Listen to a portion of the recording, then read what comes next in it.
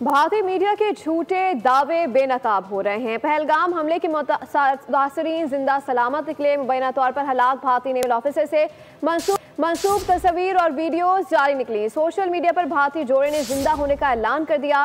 Video viral हो गई। जिंदा भारतीय जोड़े की पुरानी तस्वीर मुबैना तौर पर मरने वालों के साथ शामिल की गई थी।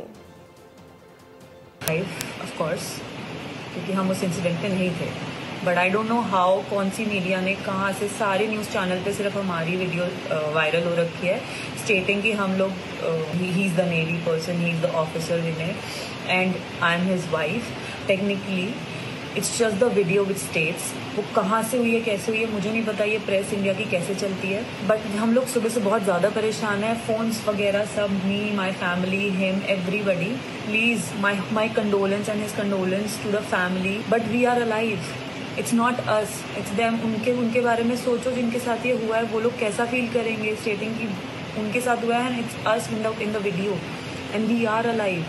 तुम किसी जिंदगी को बोल रहे हो कि RIP। प्लीज़ इसको रिपोर्ट करो।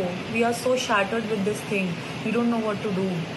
Report please friends, report all of you guys, please report to the Indian press and the news channels. Humble request. Subscribe करें और बेल दबाएं ताकि कोई खबर रह न जाए।